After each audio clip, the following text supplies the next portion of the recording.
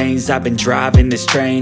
Years in this lane, there's no stopping this flame. Cause I came to the game and I changed it to play how I like, rearranged it to my own domain. Yeah, I got what it takes, made lots of mistakes, taking shots, skipping breaks, feeling lost, feeling great, popping off, singing straight, never stop, never. Assalamualaikum warahmatullahi wabarakatuh. Saya Ermi Kurniawati, SPDSI. Saya adalah calon guru penggerak Angkatan 4 Kabupaten Cilacap. Untuk aksi nyata kali ini terkait sosialisasi modul 1 pendidikan guru penggerak, khususnya modul 1.1 terkait filosofi pendidikan nasional Ki Hajar Dewantoro dan juga modul 1.4 terkait budaya positif. Untuk sosialisasinya saya laksanakan baik internal komunitas saya maupun eksternal.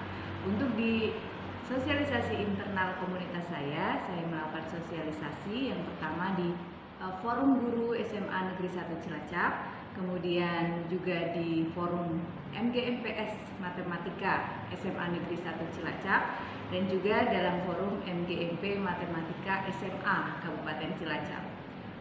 Untuk sosialisasi eksternal atau yang berkolaborasi dengan rekan-rekan kami dalam kelompok C2 CGP ini, saya melaksanakan juga sosialisasi di Forum MGMP SMA Seni Budaya. Saat itu dilaksanakan di SMA Negeri 3 Cilacap. Kemudian juga sosialisasi dalam Forum Guru SMK Dr. Sutomo Kabupaten Cilacap. Kemudian yang ketiga, sosialisasi dalam Forum Guru SD Daerah Binaan 5 Kabupaten Cilacap. Adapun untuk mengefektifkan dokumentasi, tidak semua saya berikan dokumentasi yang full, namun sudah mewakili. Terima kasih. Wassalamualaikum warahmatullahi wabarakatuh. Selamat menyaksikan.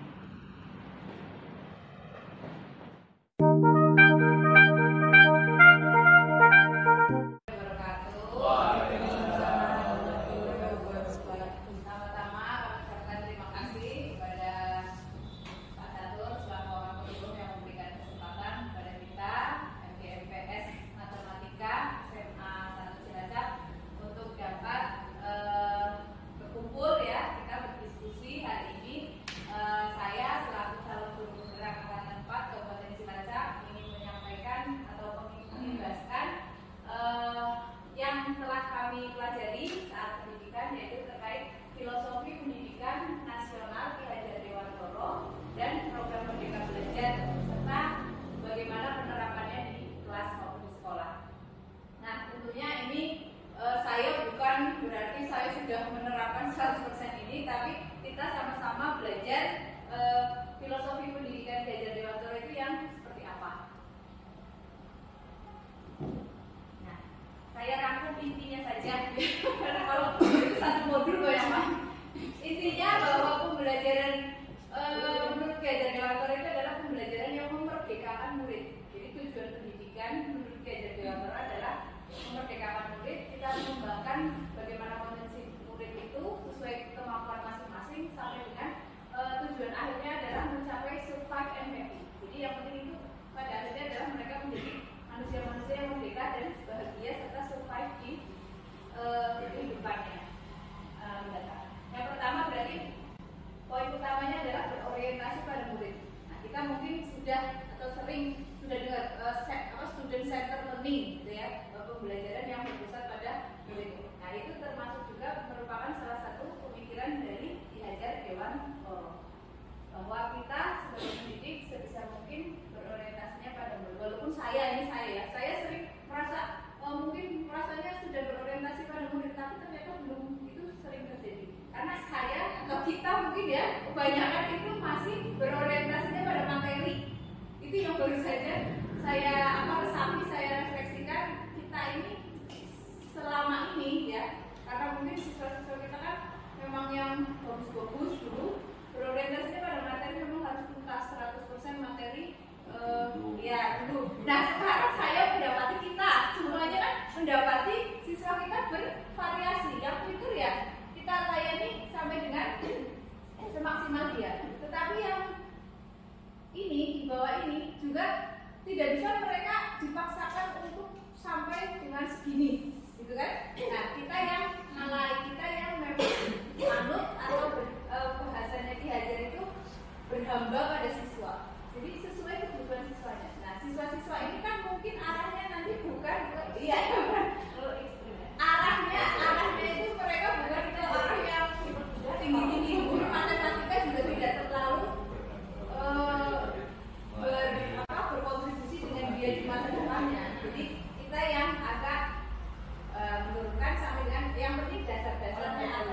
minimal yang dibutuhkan dalam kehidupan itu diberikan dengan maksudnya daripada ini tidak sama sekali kan mending walaupun dasar tapi dia ya tuntas bisa itu maksud saya. Nah itu salah satu pemikiran Ki Hajar Dewantoro ini terkait dengan kodrat alam dan kodrat zaman. Nah itu yang saya ceritakan kodrat alam bahwa manusia itu atau anak itu sudah punya kodratnya masing-masing.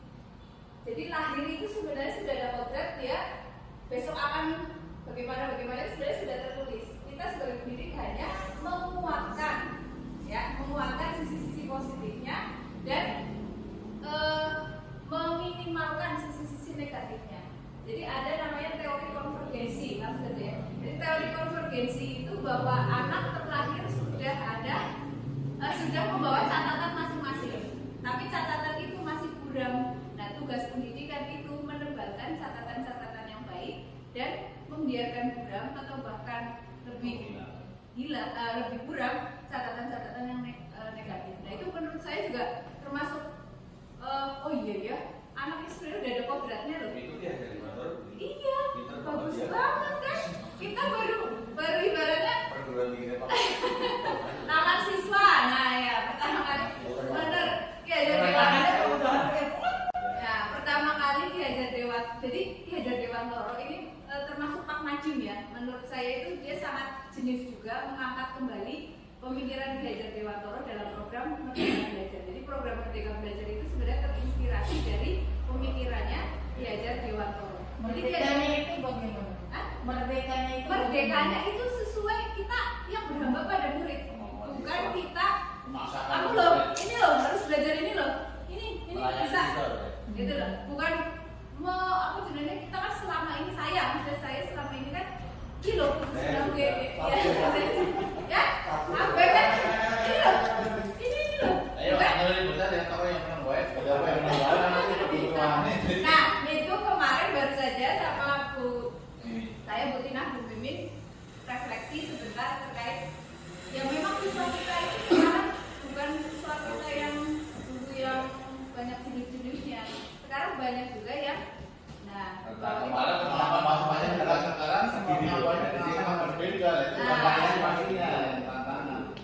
ya itu tantangan kita satu kelasnya itu bervariasi, tetap yang pintar harus yang dia mampu harus dilayani dengan optimal. Sebenarnya program SKS itu juga mungkin pas banget kita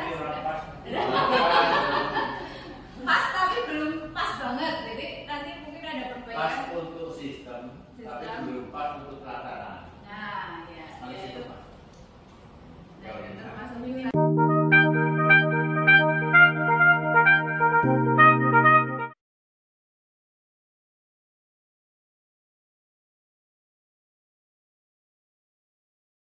Nah, yang kedua yang penting juga adalah kodrat alam dan kodrat zaman. Bahwa anak itu terlahir sudah membawa kodratnya masing-masing. Benar nggak Pak Ismail? Nah, iya betul sekali. Jadi kita juga harus memahami bahwa anak ini tidak semua siswa kita harus jadi dokter. Ya kan mungkin ada sebagian mereka yang besok akan jadi seniman, yang matematika.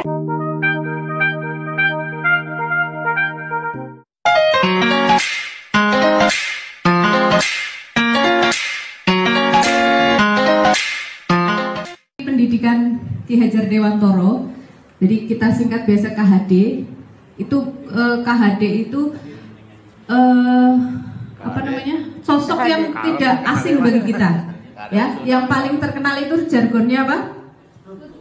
Iya, ing ngarso sum tulodo, ing madya mangun karso tuturi handayani. Lah itu kalau dibedah filosofinya juga sangat luar biasa. Nah, Pak Nadiem selaku Menteri Pendidikan ya mengangkat filosofi pendidikan KHD ini menjadi dasar dari kurikulum Merdeka Belajar atau yang saat ini digemborkan adalah kurikulum prototype. Nah itu didasari dari filosofi pendidikan Ki Hajar Dewantoro. Guru itu diibaratkan sebagai petani dan siswa itu sebagai benih. Ya, maksudnya apa? Bahwa benih itu sudah membawa kodrat masing-masing. Benih ini bervariasi, ada padi, jagung, dan sebagainya. Nah, guru kita hanya sebagai petani yang hanya bisa itu menuntun tumbuhnya jagung menjadi jagung, tumbuhnya padi menjadi padi. Kita tidak bisa berharap atau menginginkan anak kita padi ini tumbuh jadi jagung, tidak mungkin. Begitu juga jagung tumbuh menjadi padi, tidak mungkin. Nah, itu yang di luar kemampuan kita sebagai guru. Kita hanya menuntun anak pada kodratnya masing-masing, pada potensi yang dimiliki masing-masing. Nah, kaitannya apa dengan sekolah dan sebagainya? Nah, ini sekolah diibaratkan ini tanahnya.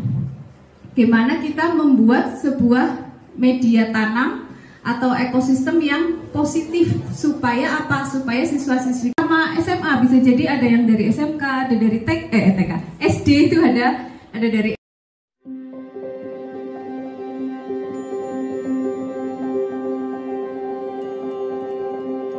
Assalamualaikum warahmatullahi wabarakatuh. Perkenalkan, saya Ermi Kurniawati, SPDSI. Saya adalah calon guru penggerak Angkatan 4 Kabupaten Cilacap. Saat ini saya mengajar di SMA Negeri 1 Cilacap. Pada aksi nyata kali ini tentang sosialisasi modul 1.1 Filosofi Pendidikan Ki Hajar Dewantoro dan juga modul 1.4 terkait budaya positif, saya bekerja sama dan berkolaborasi dengan Bapak Nur Hidayat selaku Ketua MGMP Seni Budaya, dan kami melakukan sosialisasi dalam forum MGMP Seni Budaya Kabupaten Cilacap. Selamat menyaksikan. Untuk modul 1.1, terus yang berikutnya adalah modul 1.4 akan disampaikan oleh Bu Ermi. Terima kasih dari saya. Assalamualaikum warahmatullahi wabarakatuh.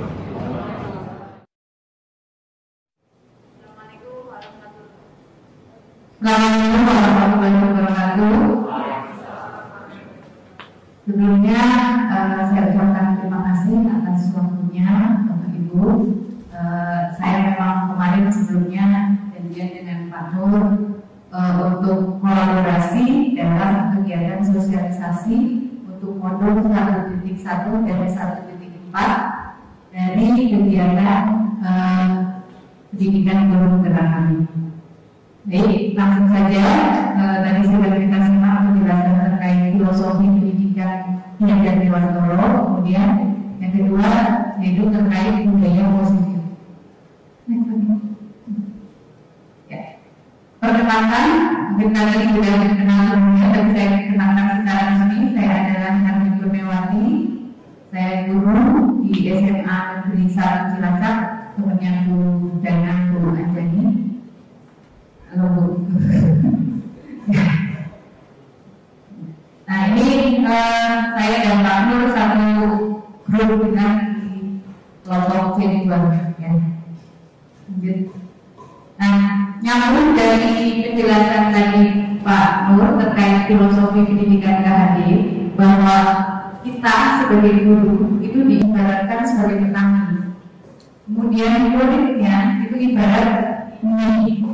Dan sekolah kita ini, lingkungan kita, inilah yang disebut kalau ibaratnya tanah. Nah, kaitannya dengan filosofi KHD ini, kenapa kita selanjutnya adalah bicara budaya positif, itu salah satu dengan bagaimana kita menciptakan sebuah ekosistem positif sedemikian sehingga nanti benihnya atau siswa-siswi kita itu tumbuh dengan subur, tumbuh semaksimal mungkin. Walaupun kita sebagai guru tidak boleh atau tidak bisa mengharapkan padi tumbuh jagung maupun jagung tumbuh padi, tetapi kita hanya berusaha bagaimana menciptakan ekosistem yang sebaik-baiknya, sepositif-positifnya sehingga benih itu tumbuh semaksimal mungkin. Nah, itulah kunci dari filosofi KHD itu. Nah, terkait budaya positif apa saja, nanti terkait juga di dalamnya kita bicara posisi kontrol guru. Kemudian ada disiplin positif, motivasi, ada 3 macam motivasi. Kemudian ada keyakinan kelas, tadi sempat disinggung. Kemudian ada kebutuhan dasar manusia. Kemudian ada di dalamnya juga ada restitusi. Nah, ini adalah suatu budaya positif untuk menciptakan atau membangun disiplin positif. Nah, restitusi nanti kita akan kupas lebih dalam.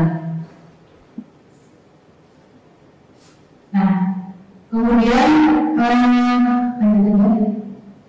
ya, nanti kita akan bahas beberapa terkait ayat teori kontrol, kemudian teori motivasi, kemudian ada keyakinan keras, hukuman dan penghargaan, 5 budaya dasar manusia, 5 posisi kontrol guru dan segitiga restitusi.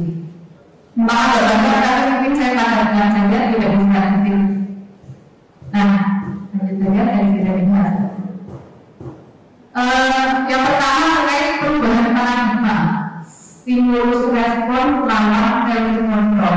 Jadi dulu waktu kita kuliah, menurut saya mungkin kita belajar itu teori-teori stimulus respon yang tokoh-tokohnya itu kayak Pavlov, kayak Frondai, ya. Nah itu adalah tokoh-tokoh zaman dulu bahasa tahun 1980 atau berapa. Nah sekarang di guru penggerak kita sudah belajar teori-teori yang sudah modern yang dikenakan oleh Diane Wilson tahun 2002 ke sini. Itulah teori kontrol yang selanjutnya akan diadaptasi mungkin juga di kurikulum barunan. Lanjut saja Pak. Nah ini kita bisa praktek ya, misalkan ada sebuah bayangan, ada sesuatu yang menurut Bapak itu sangat berbeda ditinggal di penyampaian ini. Kemudian orang lain akan merebut apa yang ada di genggaman tangan Bapak Ibu. Kira-kira diserahkan apa tidak? Hal yang berharga ini. Nah, kalau Bapak Ibu yang ini adalah sangat berharga menurut saya. Berharga bagi diri Anda. Ya, jadi kalau kita meyakini sesuatu itu baik menurut kita, berharga menurut kita, tentunya kita tidak akan menuruti orang lain yang mungkin tidak sesuai dengan keyakinan kita. Nah, itulah teori kontrol ya. Jadi yang bisa mengontrol diri kita atau yang bisa mengontrol murid kita adalah diri mereka sendiri. Bahwa guru dapat mengontrol murid itu adalah ilusi. Ini suatu teori Bapak Ibu. Jadi sudah dibuktikan oleh Diane Wilson itu dalam bukunya. Jadi guru dapat mengontrol murid itu hanya sebuah ilusi. Kalau guru mungkin dapat guru itu siswa selalu patuh dengan gurunya, walaupun mungkin gurunya, tapi sekarang nggak ada sih ya, itu yang negatif nggak ada insya Allah. Nah itu kurang sesuai kalau menurut teori ini, bahwa yang bisa mengendalikan siswa adalah diri siswa itu sendiri. Nah kita sebagai guru hanya menuntun, mengarahkan supaya tumbuh yang namanya disiplin positif pada diri siswa. Nah, kemudian ilusi bahwa kritik itu dapat membuat orang merasa bersalah dan menguatkan karakter. Nah, ini juga tidak terbukti oleh itu. Jadi kritik itu kalau bukan ada kita kritik yang membangun. Nah, itu secara teori itu kritik kebanyakan itu malah karena membuat orang itu merasa bersalah, tetapi tidak membangun karakter. Ya.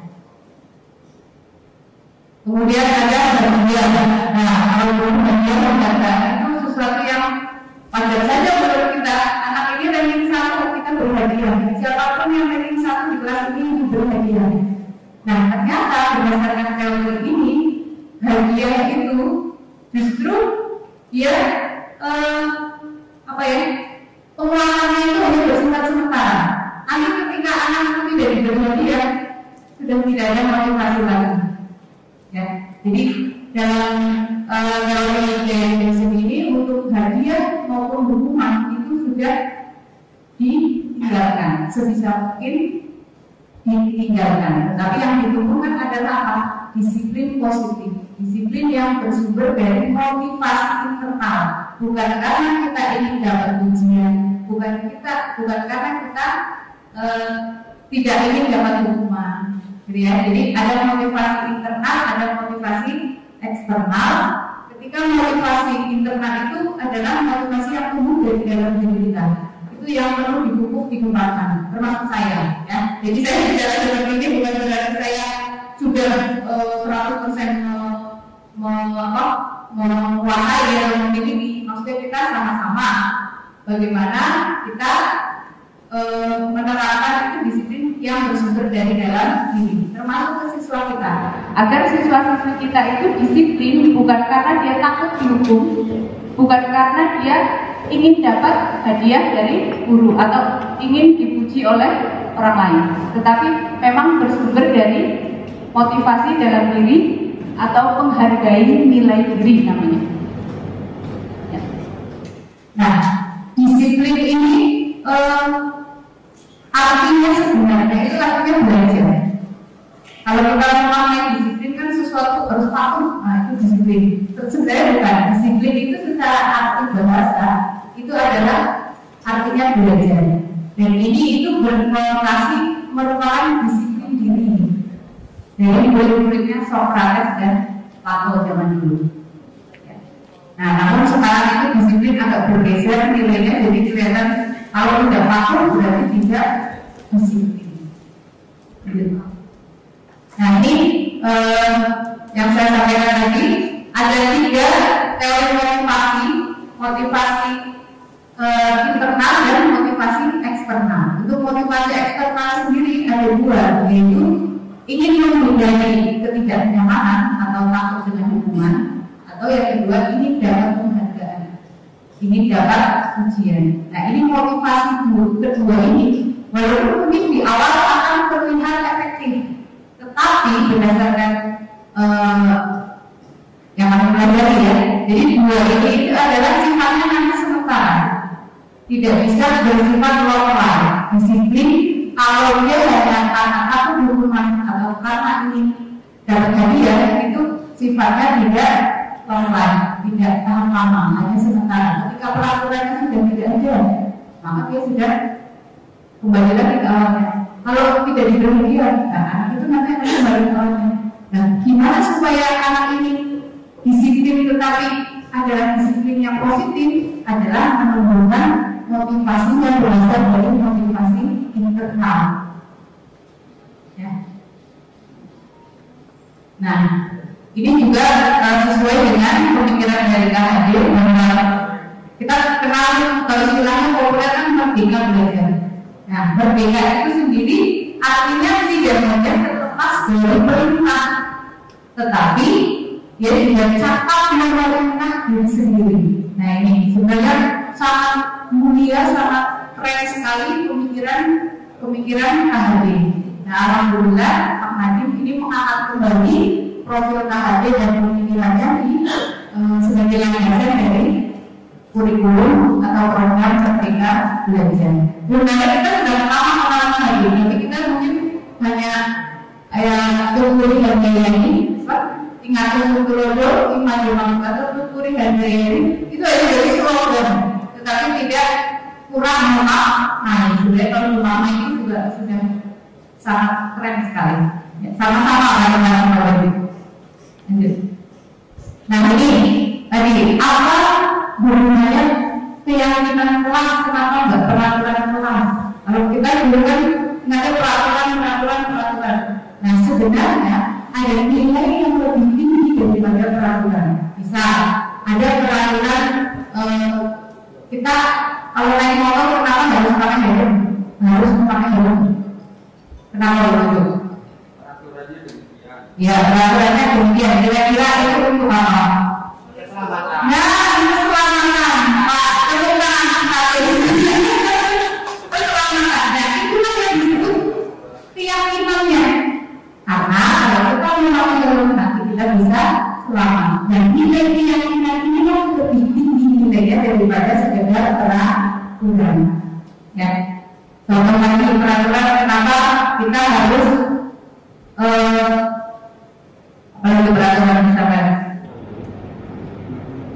Contoh lagi yang di sekolah, peraturan di SMA 3 Bapak. Misalkan kita kepala sekolahnya jadi guru terlambat juga masalah sebenarnya dari teguran.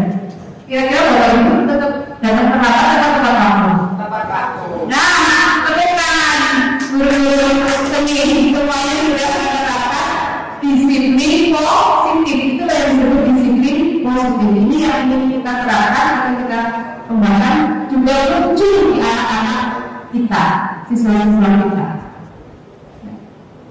Nah, nanti dengan keyakinan itu muncullah budaya positif. Nah, ini yang kita arahkan ke budaya positif. Nah, ini seperti yang saya sampaikan tadi, kenapa keyakinan kelas? Kenapa bukan hukuman atau penghargaan? Tadi jawabannya. Ketika dengan hukuman atau penghargaan, disiplin yang terjadi, walaupun mungkin terlihat efektif di awal, tapi dia tidak bersifat jangka panjang, tidak bersifat lama, hanya sementara. Tetapi ketika disiplin itu berasal dari kayak begini, itu baik tidak diawasi maupun dia berada di tempat manapun sampai dia besar, itu tetap akan melekat dalam diri siswa. Gitu ya. Oke. Nah, ini kita mulai dari apa? Dari yang terkecil adalah kita buat kesepakatan kelas atau kesepakatan sekolah. Lanjut. Nah, contoh kesepakatan kelas ini kemarin baru saja belum lama saya praktekkan, mungkin Pak Pur juga mempraktekkan bagaimana kita membangun ekosistem positif minimal di kelas kita, ya minimal di kelas kita masing-masing, atau kalau secara umum di sekolah dengan membuat keyakinan kelas. Apa bedanya keyakinan dengan peraturan? Kalau peraturan itu mungkin dilarang tidak boleh bla. Tetapi kalau keyakinan lebih kepada menahan nilai yang terkandung, ya nilainya itu apa yang ingin diangkat atau tanggung jawab. Nah, jadi di sini musyawarah membuat keyakinan kelas, kami siswa dan guru di kelas 11 12 sepakat untuk saling menghargai, saling menghormati, gotong royong, fokus dalam pembelajaran, disiplin, mandiri, tanggung jawab dan sebagainya. Itu sebaiknya nilai-nilai ini juga munculnya dari siswa, bukan guru yang menentukan kamu harus ini bukan, tapi musyawarah. Nilai-nilai ini munculnya dari siswa. Ya, next. Nah, ini contoh. Jadi di daftar mungkin salah satu pemimpin bisa mendaftar keyakinan-keyakinan yang untuk disepakati bersama-sama, ya. Tentang menjaga kebersihan. Artinya kalau sudah sepakat menjaga kebersihan, anak itu diharapkan tidak buang sampah sembarangan. Kalau lihat sampah apa disuruh tanpa ada yang melihat, ambil buang tempat sampah. Itu nilainya lebih berharga, nilainya lebih tinggi daripada sesuai yang ambil sampahnya. Nah, itu memang sesuatu yang mungkin ideal sekali tinggalan. Tapi ya mari sama-sama inilah yang ditransfer atau yang disampaikan oleh Kemdikbud ya melalui fasilitator di pendidikan guru penggerak. Salah satunya adalah bagaimana membangun budaya positif di kelas maupun di sekolah. Dari hal kecil, dari diri kita sendiri kita dan kelas kita. Nanti campurannya lebih luas di sekolah. Nah, ini contoh kemarin sumbernya atau nilai-nilainya adalah sudah mungkin siswa yang menyampaikan, bukan kita yang menentukan. Nah, selanjutnya memang saat itu kalau di kelas itu kan ada yang harus cetak di sablon, di apa dia ditempel di kelas. Nah, saya memang lebih memilih untuk yang tulis tangan sendiri. Artinya supaya ada value-nya, nilainya menurut saya lebih ketika keyakinan itu ditulis sendiri dibandingkan dengan di print atau di cetak sablon. Ya, karena ya kalau ini saya tulis sendiri, saya meretakkan, saya harus mandiri. saya harus saling menolong, saya harus menjaga kebersihan dan sebagainya. Nah itu sendiri nanti bisa ditempel di kita sediakan kantor atau apa teknisnya dipasang di kelas. Nah itu keyakinan itu Pak Nur pastinya juga sudah membuat. Oke, menjaga kebersihan, semangat dan sebagainya. Nah ini salah satu praktek baik ya yang mungkin Bapak Ibu bisa juga dulu, tidak harus tunggu ikut berbulan dulu baru tidak perlu, karena sudah disampaikan juga oleh Pak Nur selaku Ketua MGP. Nah ini Ketua MGP Bapak Ibu juga sebagai sesepuh di kelompok kita. Di kelompok kita. Lanjut. Nah ini next aja teoritis banget. Nah ini contoh peraturan atau bedanya dengan keyakinan. Kalau peraturan selalu kembalikan buku ke tempatnya, itu berupa peraturan. Kalau keyakinan apa? Tangguh jawab. Dilarang membantu orang lain, itu peraturan. Kalau keyakinan menghargai orang lain. Dilarang melakukan kekerasan. Keyakinannya apa? Menghargai orang lain, juga menghormati orang lain. Gunakan masker. Keyakinannya apa? Menjaga kesehatan dan sebagainya. Next. Nah ini, jadi bedanya peraturan dengan keyakinan terlihat ya. Keyakinan ini cakupannya lebih luas. Ya, di rumah nilai-nilai universal. Nah inilah diharapkan dengan memiliki keyakinan tersebut anak itu dapat menumbuhkan disiplin positif ya, disiplin positif pada siswa. Oke, next. Ini tadi. Nah ini sebelumnya tadi. Nah ini dihukum oleh penghargaan. Kalau misalnya dari sana itu penghargaan itu sebenarnya hampir sama dengan hukuman.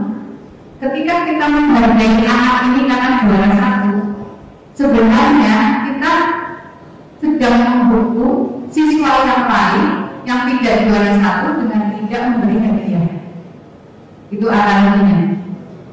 Kenapa ada istilah dihukum oleh penghargaan? Jadi penghargaan itu sebenarnya menghukum. Ketika kita tidak memberi hadiah kepada, jadi kita memberi hadiah yang juara satu, berarti kita sedang menghukum yang juara dua dan seterusnya dengan tidak memberi hadiah. Atau kita misalkan sebagai orang tua, saya juga sering ibaratnya ini anak saya, nanti kalau orang nilainya bagus saya kasih ini. Tetapi ketika tidak bagus, berarti saya sedang menghukum anak saya karena nilainya mungkin tidak misalkan kalau kamu nilainya 90 saya beri hadiah, ternyata dia hanya 85. Saya tidak ingin kasih hadiah, nah berarti saya sedang menghukum. Itu maksud dari dihukum oleh penghargaan. Jadi hukuman dan penghargaan dalam teori kontrol ini disingkirkan dulu. Walaupun tidak menutup kemungkinan ketika orang yang harus dilakukan tidak masalah, ya. Tapi sebisa mungkin dihindari adalah hukuman dan penghargaan. Nah ini ada istilahnya ini, hukuman tidak boleh, tapi kalau sanksi atau konsekuensi itu masih boleh. Boleh kalau konsekuensi. Contohnya, apa bedanya hukuman dengan konsekuensi? Mencatat 100 kali di dalam buku kalimat saya tidak akan terlambat lagi karena terlambat sekolah, itu hukuman atas sanksi. Kalau hukuman itu tidak ada nilai positifnya. Kalau sanksi positifnya adalah memperbaiki keadaan. Nah ini termasuk hukuman. Bedakan dengan yang sanksi, contoh ini membersihkan tumpahan air di meja tulis karena tersenggol pada saat belajar. Misalkan anak itu menyenggol minuman temannya, maka dia konsekuensinya harus membersihkan atau memperbaiki keadaan. Itu yang disebut konsekuensi. Boleh konsekuensi. Kalau ketika menumpahkan air kok kamu bayar 100.000, nah itu namanya hukuman. Atau kamu berdiri di di lapangan belajar. Nah itu namanya hukuman. Hukuman itu apa ya? Dianggapnya itu dampaknya tidak kurang positif, tidak positif, malah justru membuat anak itu merasa bersalah dan jadi down. Beda dengan konsekuensi, ini adalah mengarahkan supaya anak itu nanti selanjutnya lebih disiplin. Oke, lanjut. Teman-teman lagi. Nih, lari memenuhi lapangan basket 2 kali ketika terlambat pelajaran matematika. Itu hukuman. Pelajaran matematika pokoknya. Beda ketika yang memberi hukuman itu misalnya gurunya nggak cuma sedang praktek olahraga. Atau olahraga tarik 2 kali keliling lapangan basket. Itu merupakan konsekuensi. Ada nilai positifnya masih karena olahraga. Ya. Jadi dalam budaya positif ini hukuman ditinggalkan, konsekuensi masih diperbolehkan. Oke. Nah ini kenapa hukuman itu ditinggalkan? Ini alasannya. Kenapa konsekuensi masih diperbolehkan? Ini alasannya. Jadi kalau hukuman itu alatnya nanti konsep dirinya jadi merasa bersalah, malah justru dendam dan sebagainya. Kalau konsekuensi, ya ini masih mengarahkan kepada konsep diri yang baik dan anak belajar untuk mematuhi peraturan dan sebagainya. Ya, nah, kemudian kebutuhan dasar manusia, ada 5 kebutuhan dasar manusia, yaitu kasih sayang, penguasaan kebebasan kesenangan, dan yang utama di tengah ini adalah kebutuhan bertahan hidup. Ini semua manusia, ini teori ya. Jadi kalau teori itu kan berarti sudah berdasarkan sumber-sumber yang dapat. Nah ini, jadi setiap perilaku itu didasarkan pada kebutuhan dasarnya. Anak itu mungkin di kelas kok lempar-lemparan bola, lempar-lemparan kertas. Nah mungkin dia sudah ingin memenuhi kebutuhan kesenangan. Nah tinggal kita sebagai guru bagaimana mengarahkan kebutuhan anak ini disalurkan secara positif. Nah mungkin dia bilang kita bisa beri anak itu suruh nyanyi di depan, serah kreativitas dulu. Tapi kebutuhan anak melakukan sesuatu perilaku adalah atas dasar memenuhi kebutuhan. Nah, dan seterusnya ada contoh-contoh banyak. Nah, ini contoh. Aku bosan mata belajarnya gitu-gitu aja dengan ibu guru saja. Nah ini sebenarnya dia sedang mencari kebutuhan apa anak itu? Bosan. Kesenangan, ya. Aku sebel gambarku tidak rapi, malah sama ibu guru ditunjukin di depan kelas. Dia sedang memenuhi kebutuhan akan penguasaan. Ya, jadi ada penguasaan ini diakui oleh orang lain. Nah ini dan sebagainya. Oke, lanjut. Nanti terlalu banyak. Nah ini posisi kontrol guru. Ya ada teori tentang ada 5 posisi kontrol guru. 2 di antaranya ini ditinggalkan. Nah ada 4 yang mengarah kepada budaya positif, dan yang paling utama yang diusahakan posisi kontrol guru adalah sebagai manajer. Nah, apa bedanya? Posisi kontrol guru pemhukum, membuat orang merasa bersalah, teman, pemantau, dan manajer. Kalau posisi pemhukum mungkin guru seni, ada ya hukum siswanya tidak berwarna. Ketika enaknya guru fisika, menghukum. Nah, tapi insya Allah ya kita tinggalkan ini posisi penghukum. Contoh penghukum ini contohnya kata-katanya, kalau kamu baru melakukan awas ya, kayak gini nih posisinya, awas ya. Nah, itu posisi guru sebagai penghukum. Kita tinggalkan yang seperti itu. Kemudian ada juga guru yang memang lembut tetapi nyokit dan membuat anaknya jadi merasa bersalah. Itu posisi membuat orang merasa bersalah. Ibu kecewa, gara-gara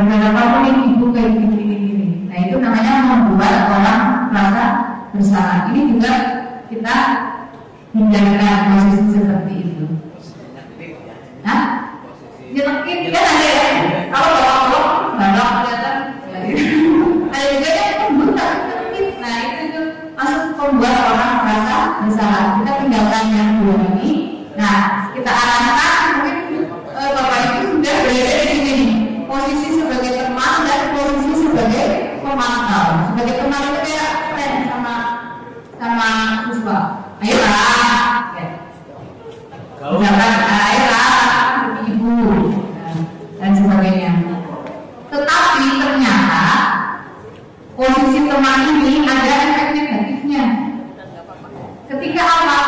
Mungkin Pak Nurani muridnya akan nurut untuk Bu Nurani karena Bu Nurani friend sama temannya, sama muridnya. Tetapi ketika gurunya bukan Bu Nurani, siswa ini bisa jadi tidak nurut. Nah, itulah ada dampak negatif dari posisi sebagai teman. Walaupun ini sudah mengarahkan kepada identitas berhasil, tapi kontrolnya masih dari kontrol luar. Ya. Jadi kayak tidak langsung ini anak disiplinnya itu hanya sama gurunya aja. Jadi kalau ganti guru bisa jadi sudah tidak disiplin lagi. Ya. Itu posisi teman. Jadi posisi pemantau itu yang biasanya formal. Gurunya itu formal berdasarkan data. Ini berdasarkan data itu kamu sudah telat 3 kali. Apa konsekuensinya? Berarti kalau mau siapa? Ini nilai ini loh, 3 kali ulangan di bawah terus.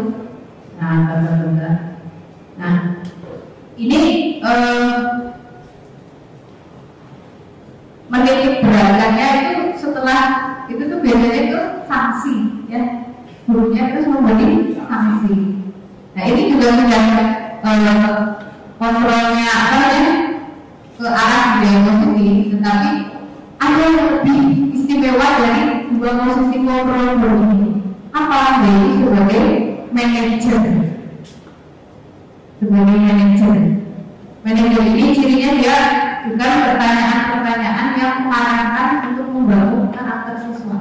Jadi kalau posisi itu anak melakukan kesalahan terus diberi sanksi, tetapi kalau guru di posisi manajer itu anak melakukan kesalahan justru membuat kesalahan ini sebagai media untuk membangun karakter.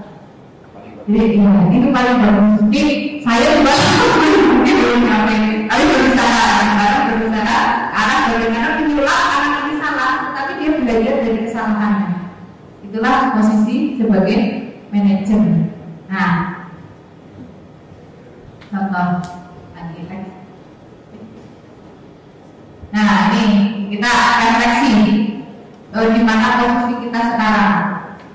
Posisi Bapak Ibu sekarang itu di posisi mana? Nah, diharapkan nanti kita berubah atau bergeser ke posisi manajer. Jadi ketika guru itu ada di posisi manajer, sebenarnya dia juga mempunyai kemampuan sebagai pemantau dan sebagai teman.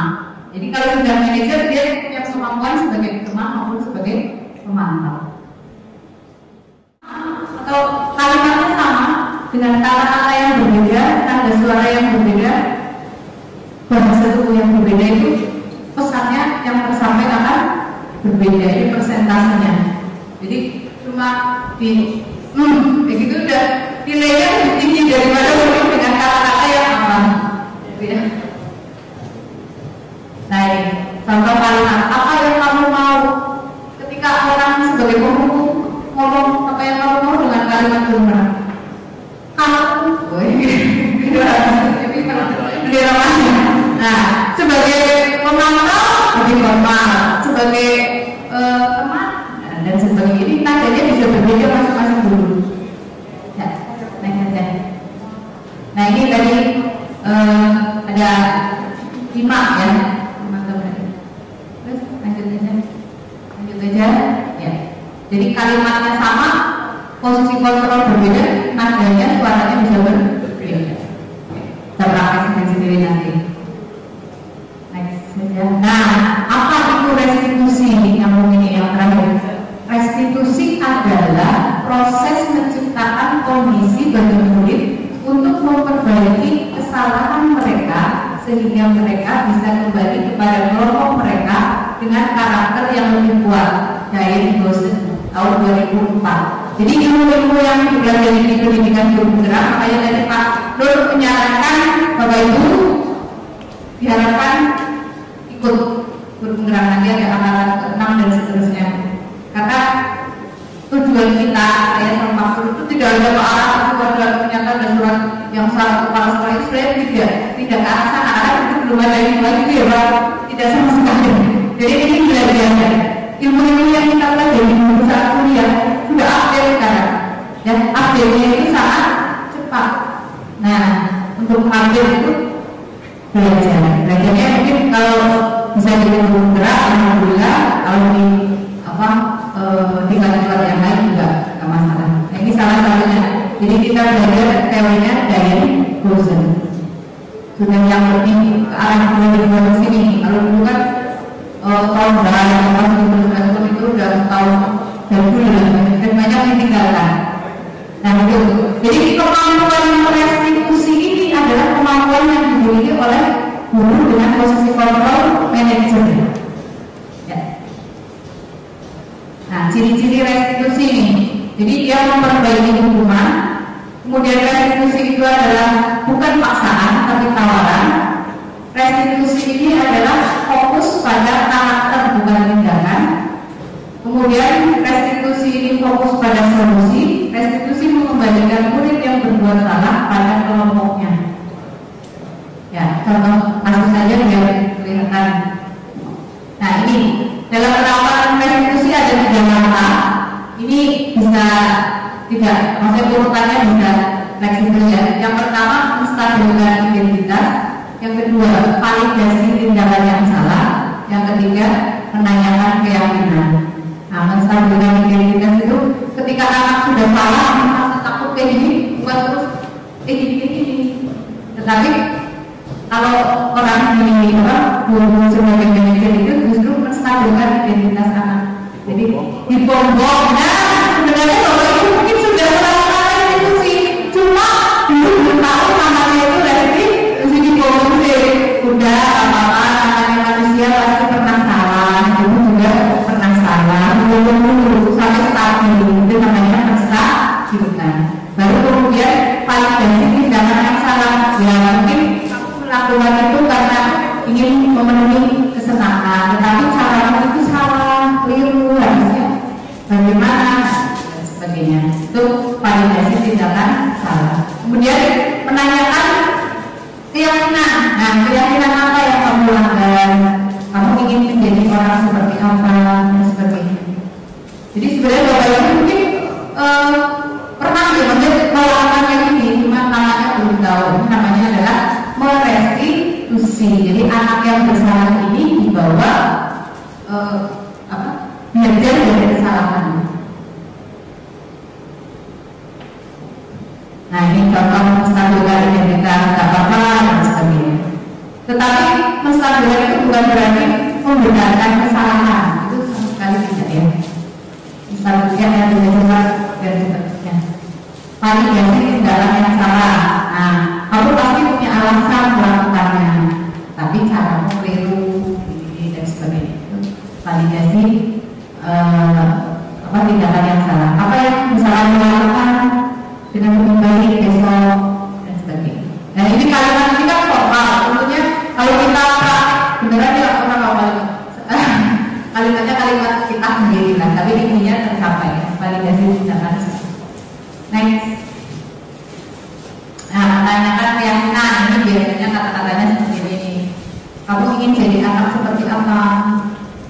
Apa nilai keyakinan kelas yang kamu langgar dan sebagainya. Nah, jadi guru dengan posisi manajer ini pandai mengintervensi anak supaya dia belajar dari kesalahan. Next. Nah, ini ada video skenario restitusi.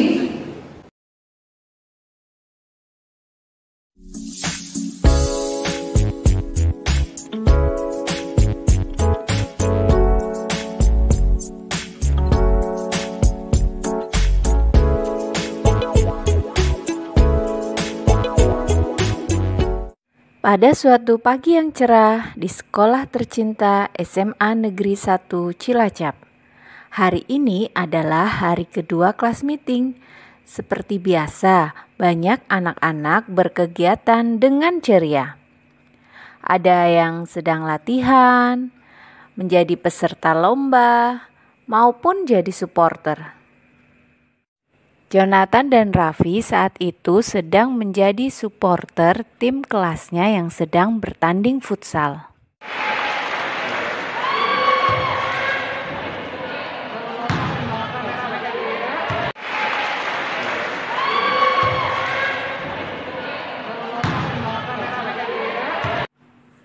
Jonathan dan Raffi asik bermain tendang-tendangan bola di sekitar lapangan.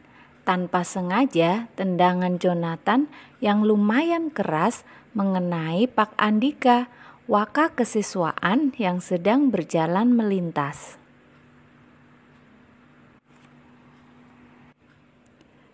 Bang! Bola mengenai pundak Pak Andika dengan keras. Pak Andika tampak kaget dan menanyakan siapa yang menendang bola ke arahnya. Karena takut, tidak ada seorang pun, baik Jonathan maupun Raffi yang mengaku. Namun karena terburu-buru, akhirnya Pak Andika berlalu saja melanjutkan tujuannya. Namun setelah kejadian tersebut, Jonathan merasa bersalah dan menyesal, serta malu dengan teman-teman. Hingga sepanjang pertandingan hanya murung saja. Akhirnya Jonathan memberanikan diri melaporkan kepada Bu Ermi wali kelasnya dan menceritakan kejadian tadi pagi. Bu Ermi menawarkan untuk melakukan restitusi dan Jonathan menyanggupinya.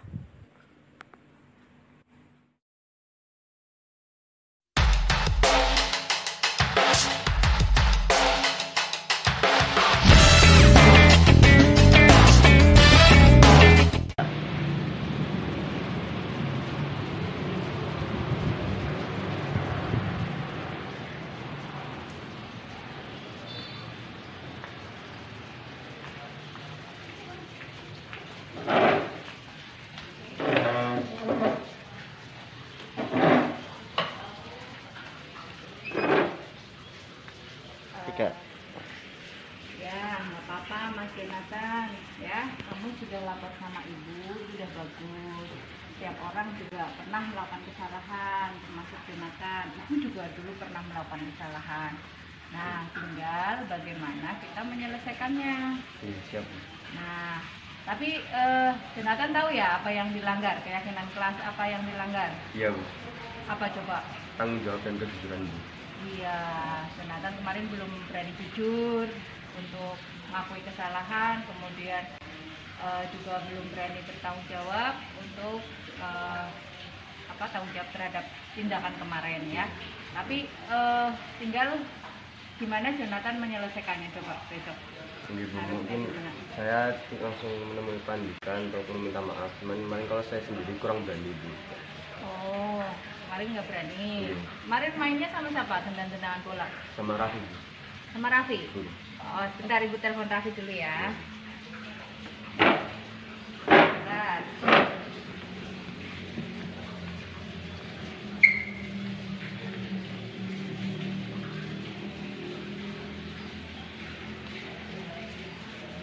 Ya, Raffi juga harus minta maaf ya. Oke, ya. Nah, ini ibu udah telepon Raffi barusan. Raffi juga siap untuk minta maaf sama Pak Andika. Nah, nanti kamu janjian sama Raffi menemui Pak Andika untuk minta maaf ya. Segera ya. Jangan berlarut-larut. Terus ada lagi ini. Kamu kemarin tendang-tendangan bola itu dalam rangka apa coba? Karena bosan, Bu, nunggu pertandingannya nggak mulai-mulai, jadi saya main tendang-tendangan sama Raffi gitu. Oh ya.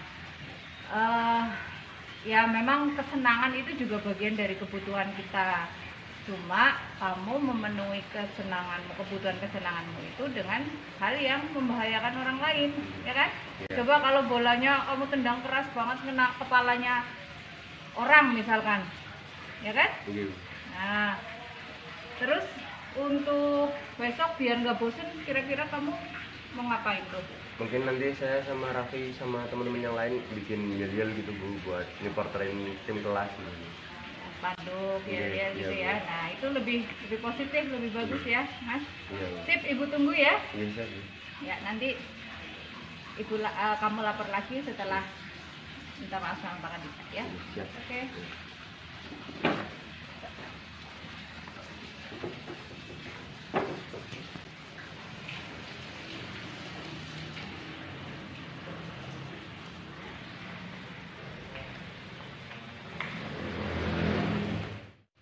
Assalamualaikum warahmatullahi wabarakatuh. Saya Jonathan dari kelas 11 MIPA 5. Pendapat saya setelah melakukan restitusi dengan guru, saya merasa lebih berani untuk mengakui kesalahan dan saya akan mengajak teman-teman untuk berani mengakui kesalahan gitu. Terus perasaan saya juga lebih enak, jadi tidak tertekan jika melakukan restitusi seperti ini. Dibandingkan dengan diberi hukuman kan pasti lebih tertekan gitu.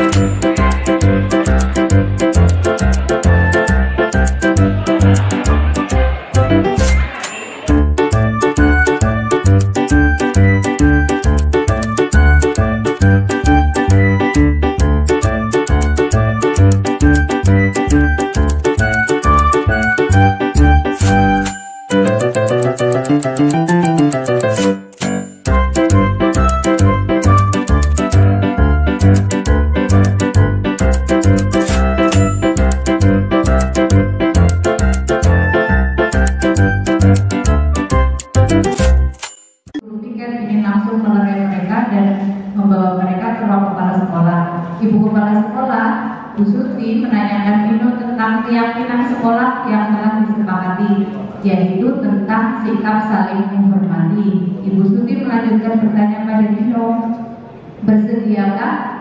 apakah Dino bersedia memperbaiki kesalahan yang telah dilakukan terhadap Anto? Dino pun mengangguk. Kemudian Ibu Suti balik bertanya kepada Anto, apa kebutuhan Anto dalam peristiwa ini? Anto menjawab, saya perlu kancing saya diperbaiki Bu. Ibu saya akan sangat marah kalau melihat kancing baju saya copot sampai 3 kancing begini.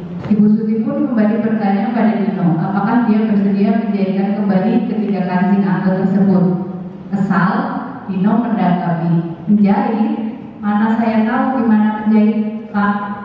Ibu Suti meneruskan, apakah kamu bersedia belajar menjahit? Dino berpikir sejenak, memandang ke meja Anto dan menanggapi, yang mengajari siapa? Saya siapa Bu? Dengan cepat Ibu Suti menjawab, Pak Irfan, guru tata busana. Dino menyetujui dan sepanjang siang itu belajar menjahit, memperbaiki kemeja Dino. Terakhir terlihat jam pulang sekolah kedua laki-laki tersebut bercengkrama dan bersendang gurau kembali. Nah, disinilah Bu Suti berposisi sebagai manajer. Anak ini salah, tetapi diselesaikan dengan sangat bagus oleh Bu Suti. Sedemikian sehingga Dino dan Anto tetap bersahabat. Antonya kebutuhannya juga tercapai, kancingnya sudah dijahit oleh si Dino, dan Dino pun karakternya menjadi lebih kuat. Nah, inilah yang disebut restitusi. Ya, mulia sekali, bagus sekali. Nah, kita sama-sama belajar, ya, sama-sama belajar. Nah, itu harapannya. Kalau kita bilang, Pak Nur sama saya bilang ini, Bu Suti pasti alumni guru penggerak atau yang sudah pernah tahu tentang ilmu bagaimana menjadi manajer. Nah, demikian mungkin dari saya. Nah ini silakan Bapak Ibu merefleksi masing-masing di mana posisi kontrol Bapak Ibu diharapkan semua bisa mengarah ke posisi manajer. Terima kasih, demikian dari saya. Terima kasih atas waktu dan perhatiannya. Wassalamualaikum warahmatullahi wabarakatuh.